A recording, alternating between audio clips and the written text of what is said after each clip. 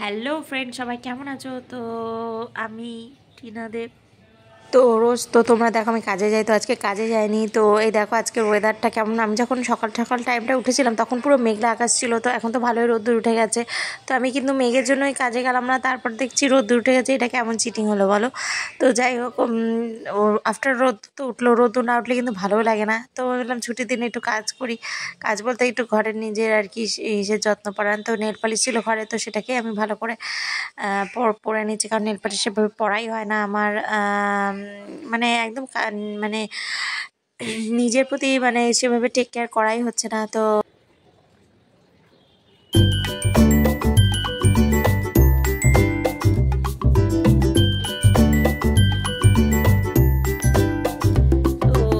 রোজ তো আমি কাজে যাই, তোমরা দেখোই। তো আজকে আর কাজে যায়নি, তাই ভাবলাম তোমাদের সঙ্গে একটু গল্প করি আর কি। তো এই যে বাংলাদেশের যে ইনসিডেন্টটা হচ্ছে সেটা নিয়ে কিছু বলছি আর কি। তো বাংলাদেশের যে ইনসিডেন্টটা হচ্ছে, জানি না সেটা কতটা কি ঠিক না ঠিক, তবে যতটুকু শোনা যায় সত্যি যদি এরকম কিছু হয়ে থাকে তাহলে সেটা মানে সত্যি ভাববার বিষয়। আর এটা হওয়াটা একদমই উচিত নয়। আর এই তো গেল বিশ্বের খবর, আর ঘরের খবর টুকটাক আর কি।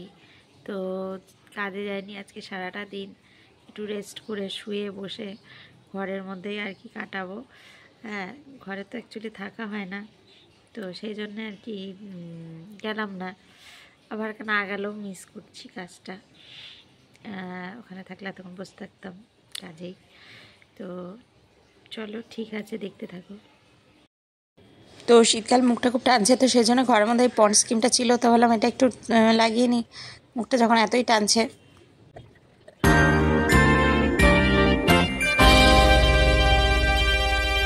তো রোদ্দুরের সময় আর কি বেশ রোদে বসে বসে চা খেতে খুব ভালো লাগে। তো লাল চা আর কি জাস্ট মানে লাল চাটা সকালবেলায় খাওয়া যেতেই পারে, কারণ দুধ চায় কিন্তু মানুষের সমস্যা হয়ে যায়, লাল চায় কিন্তু কোনো সমস্যা হয় না। তো তোমরা দুধ চা যারা খাও তারা কিন্তু দুধ চাটা ছেড়ে লাল চা খাওয়ার চেষ্টা করো, এটা ইটস হেলদি।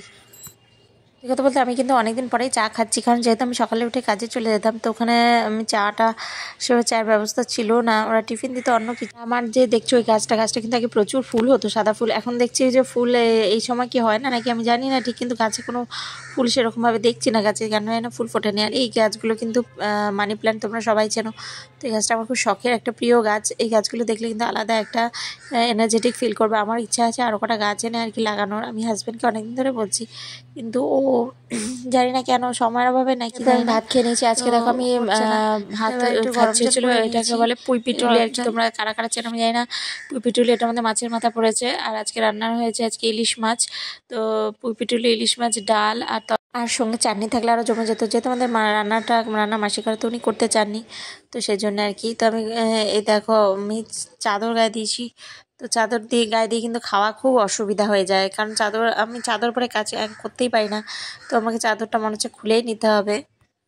খায়। আর হাজব্যান্ডের কথা মনে পড়ে যে প্রত্যেকটা মেয়ের কাছে কিন্তু মানে স্বামী মানে সত্যি কথা বলতে ভরণ পোষণের যতটা দায়িত্ব নেই, যতটা টেক কেয়ার করে, হয়তো কোনো মেয়েকে তার মানে উইদাউট হাজব্যান্ড ছাড়া মানে কোনো মা বাবা তো করবেই না, করার পৃথিবীতে হয়তো কেউ থাকে না। আর হাজব্যান্ডের পরবর্তীকালেও যদি কেউ কারোর লাইফে, কোনো মেয়ের লাইফে কোনো ছেলে এসে থাকে, সেটাও কিন্তু জাস্ট টাইম পাস বা টেম্পোরারি হয়। খুব লাকিলি হয়তো কোনো ভাগ্য করে মানুষকে পেয়ে যায়, কারণ সেভাবে কিন্তু মানে আজকালকার যে সোসাইটিতে দেখা যাচ্ছে সেরকমভাবে মানুষ কিন্তু মানুষের সুযোগ খুঁজতে বেশি ব্যস্ত থাকে। তো তোমরা কিন্তু এই জিনিসগুলো তোমরা আশা করি সবই জানো। তো আমি জাস্ট আরেকবার বলে দিলাম। তো এখনকার মতো চলো ঠিক আছে, টাটা, বাই বাই।